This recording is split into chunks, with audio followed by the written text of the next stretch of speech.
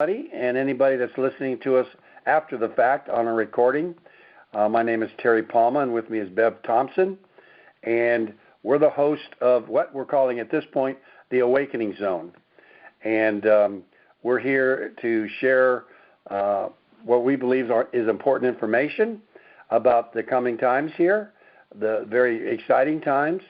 And we'd like everybody to, awaken and know that they are much more than we believe ourselves to be. Bev, you want anything to add to that? That's exactly correct. We are so much greater than we can even imagine. And I've been told that over and over and over again, at least the last 30 years. And we've gone through what I call, or what I've been told, the duality program. And we've been taught that, we're just humans, lowly humans, or whatever. And we bought into it. And now we're waking up to understand that we are so much greater than that. And that's what Terry and I want to tell you all. It's amazing. We are amazing. And it's time for us to really start believing that. Do you have anything to add there? Well, no, just that what I will be adding in as we go in the beginning here are some tools that I think that everybody will be able to use to help awaken, to help stay away from the drama, because drama is what brings us into dichotomy and dualism and separatism, and we don't want that. We want to be all one and feel one and be part of Source. So I'll be sharing things as we go along that I was given along my spiritual path, and hopefully they'll be helpful. Again, these are things that have helped me, and I'm sharing them so in the hopes and that you'll have some tools that, if you choose to use them, will help you maneuver through this time period that we're having. Thank you. Perfect. Because people are always wanting tools. What do I do? How do I do this? How do I do that? So we're explaining what has gone on and what we can do about it. And so it's perfect. We have, as I mentioned, we came from a duality program, and and being on this earth, it's like, okay, who set that up? Well, we did. And what I want to impart to you all is that we indeed are a part of Creator of all that is. And we can call it God, we can call it whatever, Creator Source, whatever words we want to use. We're all part of that whole. And each one of us in this human form, and I hope this doesn't get too, trying to think of the right word, hard to understand, but each of us is an aspect of another part of ourselves. So this human aspect is extremely important, and we're moving more of our consciousness, because our consciousness is not only in this body, it's beyond that. And we're bringing that consciousness, that more full consciousness into this human vessel that we call ourselves, so this human body. We have lived through what has been called the Great Experiment, and that Great Experiment is us putting that into place. And even though there's things that happen within this Great Experiment, we're starting to move out. But the basics of the Great Experiment is this, and these are words I was given.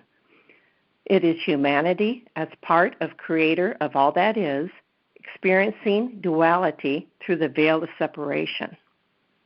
So it's like, what have we learned from being or feeling that we are separate? That we are on this earth to be good and go to heaven, or all these things that we were taught when we were children, or through the ages, through religions and that sort of thing. And now we're realizing that, wait a minute, there's more to us. And we're realizing that now, and things are getting pretty what's the right word? Chaotic out there. But also all this chaos is bringing us to our center point. And it's like, okay, what's going on? What's really true? What's really real? And it's all these questions that we have. What's reality? And it can be different things to different people. It's whatever you want to experience. And is this real? Is this world real? I think it is, but we've also made it real. So I hope that makes some sense. You want to add to that, Terry? Sure. So what I like to bring tonight, because as we get into what we're doing is what Bev's talking about, it can become overwhelming, and the conscious mind will start trying dealing with this, and it has no way to deal with it. As you might have heard or didn't hear last week, I introduced what we were. My background educationally is in psychology, and so I've studied consciousness quite a bit. And you can research this on the internet, but the conscious mind takes in about 40 bits of information per second. The subconscious mind takes in about 40 million bits of information per second. So when we ask the questions, who's really in control? It's our subconscious mind. And so unless we understand that and we have tools to help us deal with reckoning with our conscious mind and getting it out of the way, we're going to have a hard time or a challenging time understanding some of the new principles. So years ago, when I was beginning to go through the spiritual awakening, I spent a week with a person called Brew Joy. Now, Brew was a medical doctor by training, and he had gone to a reading, and he was told that he was going to give up his medical practice and start to be a spiritual teacher, and that was what his calling was. And that's what happened. He actually gave up his medical practice and started a spiritual workshop, a retreat in the high desert in California. And I attended that workshop, that retreat, more than once. It was a week long. And the first thing he told us that I've never forgotten, in fact, I have them written down and framed, are 3 injunctions to help you as you move along your spiritual path. And they're very appropriate at no matter what point you're in your spiritual path. And those 3 injunctions are: make no comparisons, because what happens is the conscious mind is going to start playing tricks and tapes and memories from the subconscious mind that comes up, and you're going to start comparing things. The second one is make no judgments, because you're going to start judging those things, and as soon as you're making comparison or judging, you're separating yourself from the all. And the last and third one that he gave us was delete your need to understand, which I found was the hardest one to do, because our conscious mind wants to understand, and yet it's not in control. And until we stop running the tapes in our subconscious mind and make that choice to go to what we call 0 point, when we're at 0 point and not running those tapes, those memories from the subconscious, that's when we allow inspiration to come in from the divine. So we're either having inspiration coming from divine or running memories and tapes coming from a subconscious mind. So if you remember those 3 injunctions, make no comparisons, make no judgments, and delete your need to understand, implement those anytime you find yourself doing that. And you'll find that immediately whatever was causing you to make that judgment or comparison, and you're not trying to understand it, some inspiration will come. Something will come into your consciousness from a higher power that will awaken you for a moment. So that's all I'd like to share right now at that time, Beth. Back to you. I love it. Thank you.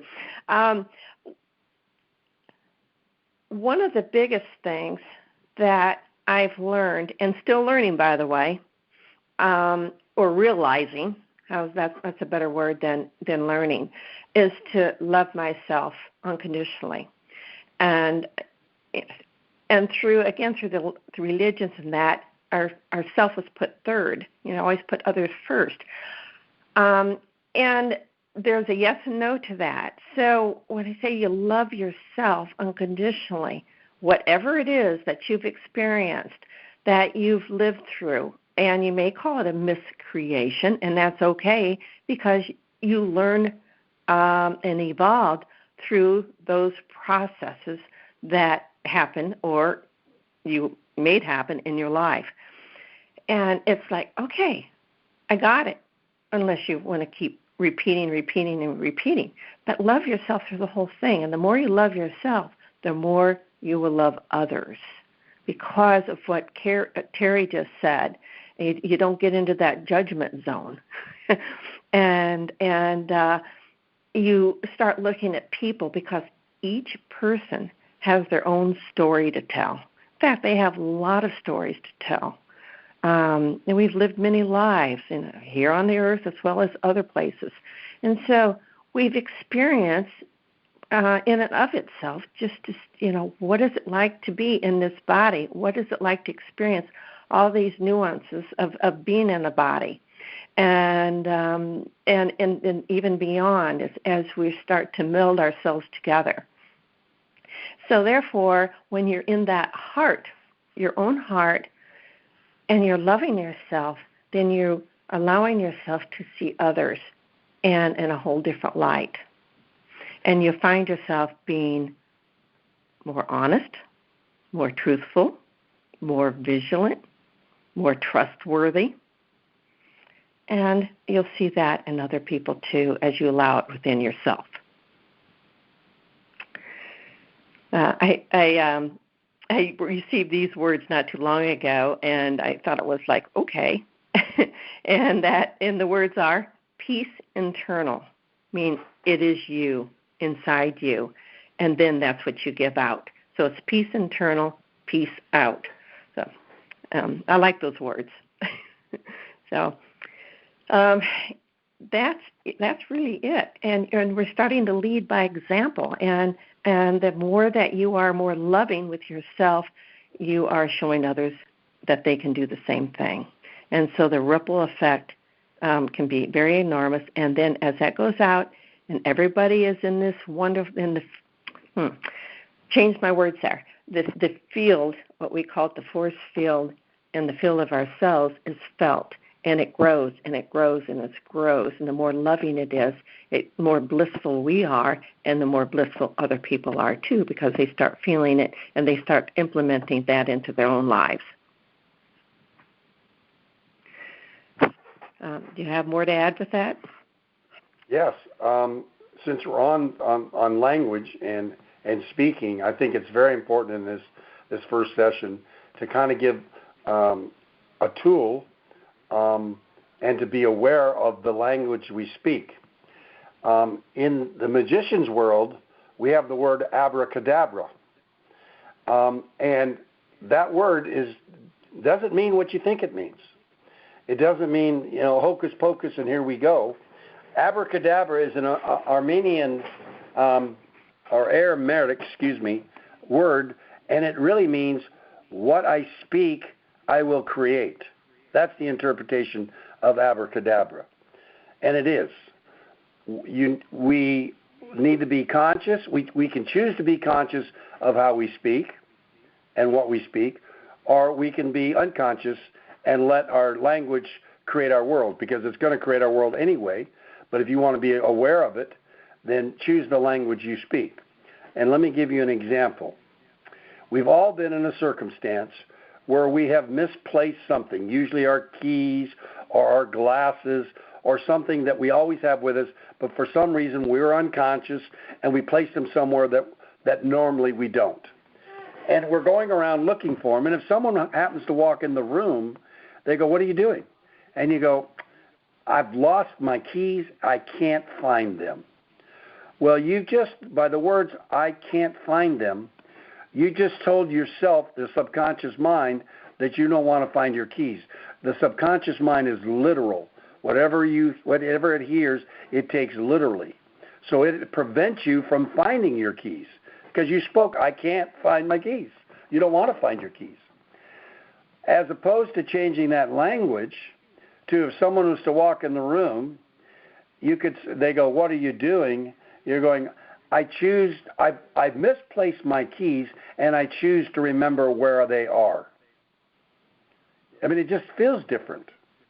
So if you were to try that, trust me with this one simple, the next time something, is misplaced or whatever, rather than saying you can't, say I choose to remember. And don't think about it anymore.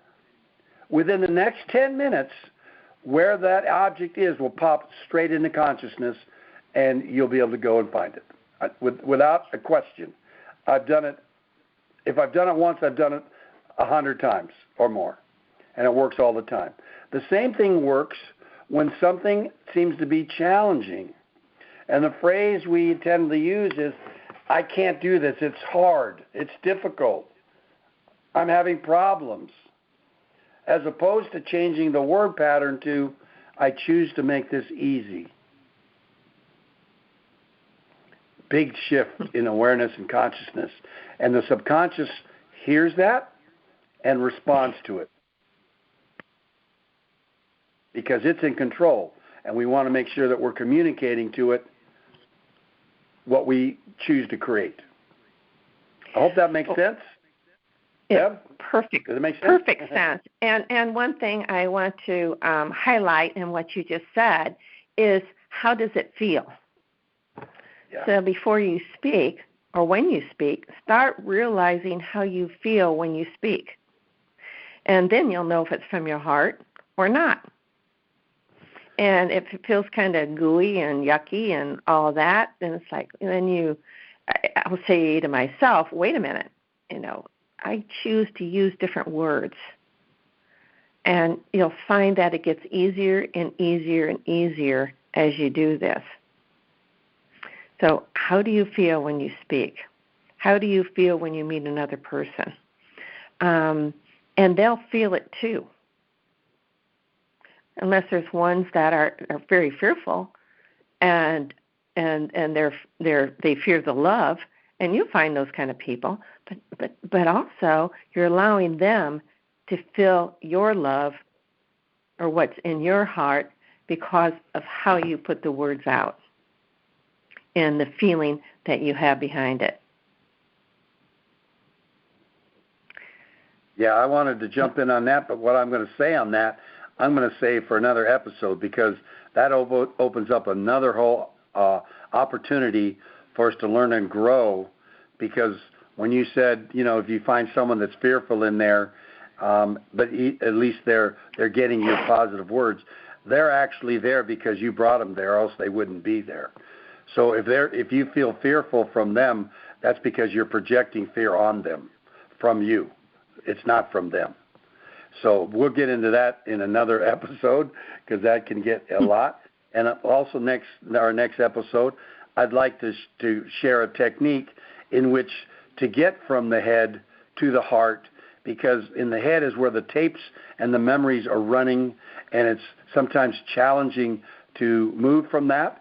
And as soon as we can move to the heart, now we can get inspired and hear true divinity speak to us when we're not having the tapes running in our head. So we'll address that next episode from our side. Does that sound fair? Sounds perfect. Normally at this time, Bev, we'd open it up to questions, but I'm not sure if at this time we still even have a listening audience for questions. If there is somebody here that's come in while we started, you're welcome to ask a question at this time. If not, Bev, you'll have your wrap up here, and we'll end it for this session. Okay. Is there anybody there that would like to speak up? As I did hear, sounded like somebody did come in. And it's fine if they don't want to. Yeah, that's fine. It's always up to that person. Whatever they choose to talk or not, or speak or not, that's okay. It's okay. Well, it's these are interesting times. That's a word I like to use because of what we're seeing in this world, and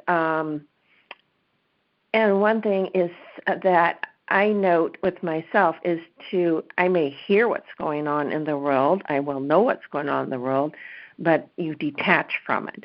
And that's a whole other series of things to talk about, too, is the detachment. You can hear it, but you don't get so wild by it or fearful. That goes into the fear episode. And so it's interesting just for me to see the changes that are going on. And last week I mentioned that we're hitting the boiling point. And that's within our lives, and you can see it in the world. People are hitting their boiling point. And so it's like, okay, what's coming up for you? And then you start, then with what we've been talking about, you start contemplating of your life, and you start seeing, your life in a whole other way. And so, say, okay, I can try. And then you start looking at the word try. What does that mean? So I choose to, exactly what Terry said, and it changes your whole feeling of what you want to express, and also what you want to look at in your life. So true. And as Yoda would say, try not, do. Just do it. Well, I guess that would wrap it up for this session. Bev, I want to thank you for being here with me. And our listeners, I hope that you find this episode helpful. We hope that you join us next Tuesday at, again, 7 p.m. Eastern. The call-in number for that is 712-775-7031, and your access code is 793-152-247. So that'll wrap it up for this session. Everybody have a great week. Think about your language. Let's speak what we want to create. Until next week, treat everybody nicely. Signing out. Peace internal, peace out. All right, there. Thanks. Bye-bye.